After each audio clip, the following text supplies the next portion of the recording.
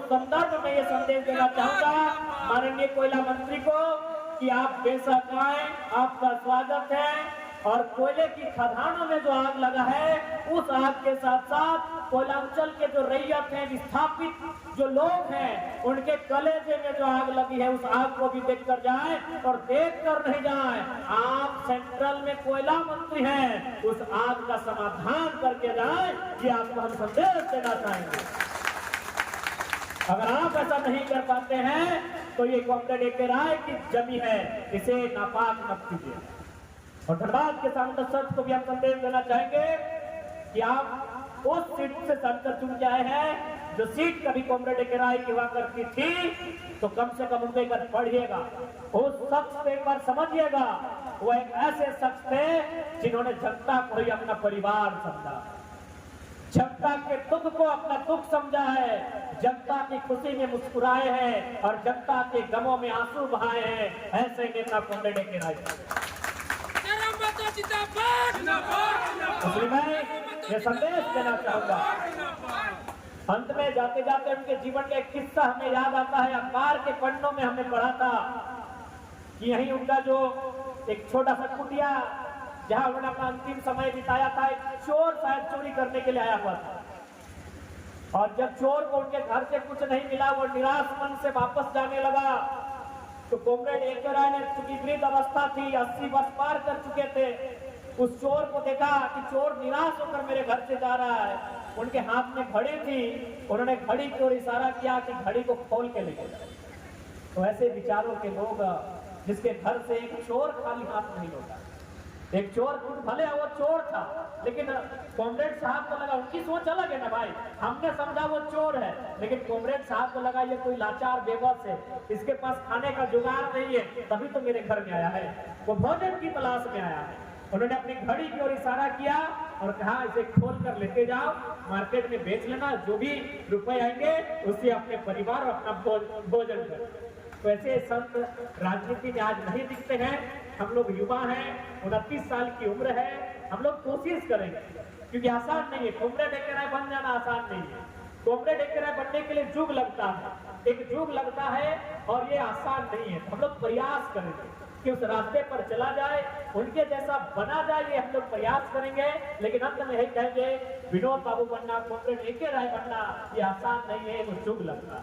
अंत में पुनः আসুন দাদু এখানে আসুন, সবাইকে আমি নমস্কার জোহার করছি, বন্দন করছি। আর এইটাই সন্দেশ দিতে যাই কি কমরেড এ কে রায়ের স্বপ্ন আজকেও অধুরা আছে। এই স্বপ্নকে পুরা করবার জন্য আমরাকে নতুন ইউথ লড়বার দরকার আছে। আর আশা করছি এই ধরতি আন্দোলনের ধরতি বটে, এইখানের মানুষগুলা পিছু হাঁটবে। जोहार सबाई के नमस्कार। कॉमरेड ए के राय अमर रहे, कॉमरेड ए के राय को लाल लाल लाल लाल सलाम। आज ए के राय की जी का पुण्यतिथि 5वीं पुण्यतिथि मना रहे हैं, क्या कुछ कहेंगे? देखिए, सबसे पहले उस महानायक को नमन करते हैं, वंदन करते हैं, जिनके संघर्ष से झारखंड राज्य आंदोलन साकार हुआ, झारखंड अलग राज्य बनने का सपना साकार हुआ।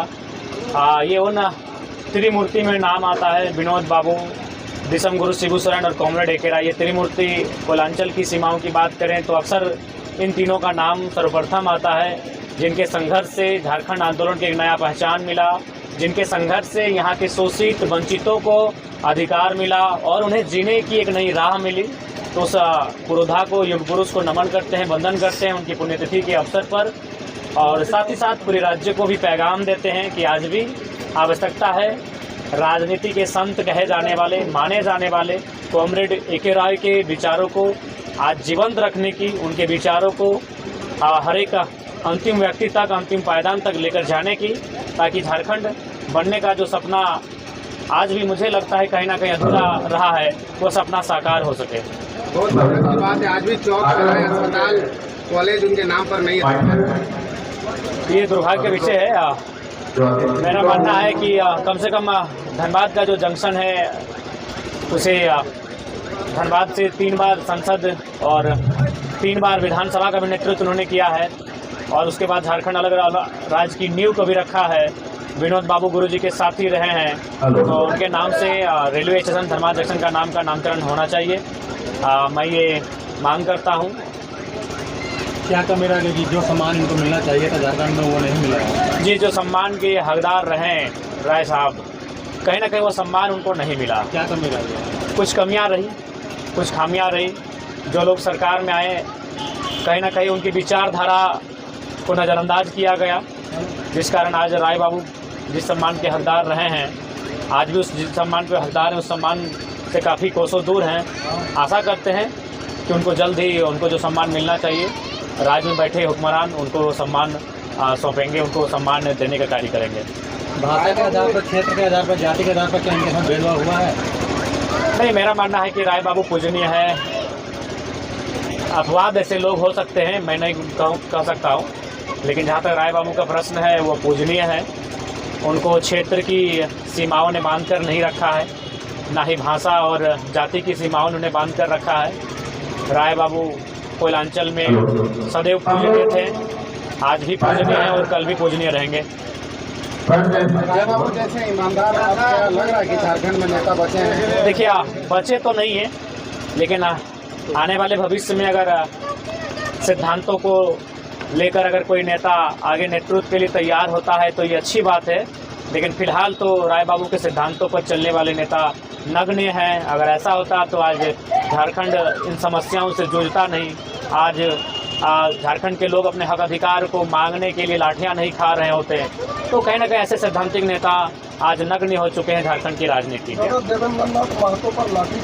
जी, हम उसकी भर्त्सना करते हैं, निंदा करते हैं, और हम आपके माध्यम से, लोकतंत्र के चौथे स्तंभ के माध्यम से राज्य के पुलिस महानिदेशक डीजीपी महोदय से हम ये मांग करते हैं कि आप इस मामले को संज्ञान में लेकर जांच करें, क्योंकि देवेंद्र पर लाठीचार्ज निंदा का विषय है।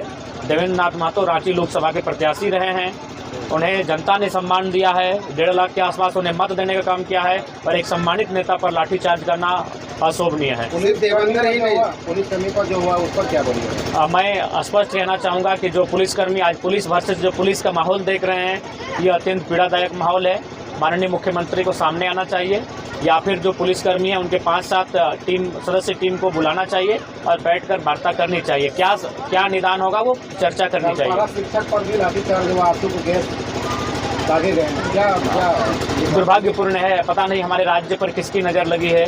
सरकारें बदलती हैं, लेकिन समस्याएं 10 की 10 हैं। इसलिए हमें लगता है एक बार व्यवस्था को बदलने की आवश्यकता है।